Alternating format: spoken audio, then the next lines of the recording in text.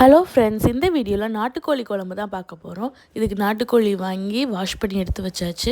இப்போ இதுக்கான மசாலா அரைக்கிறதுக்கு நம்ம ராவா போட்டு சீரகமும் சோம்பு கசகசா இதெல்லாம் போட்டு ராவா அரைச்சி ஃப்ரை பண்ணி எடுத்து வச்சுக்கணும். அதுக்கப்புறம் எண்ணெய் போட்டு மிளகு, சின்ன வெங்காயம், வெள்ளைப்பூடு இது எல்லாத்தையும் போட்டு எண்ணெயிலேயே நல்லா வதக்கணும்.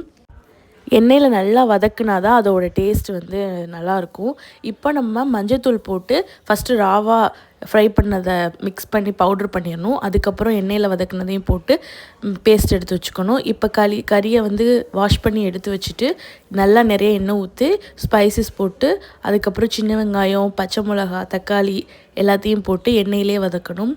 நாட்டுக்கோழிக்கு நிறைய நல்லெண்ணெய் ஊற்றினா தான் நல்லாயிருக்கும். இப்போ கழுவி வச்சுருக்க நாட்டுக்கோழியும் அதில் எடுத்து போட்டு நல்லா எண்ணெயிலே வதக்கலாம்.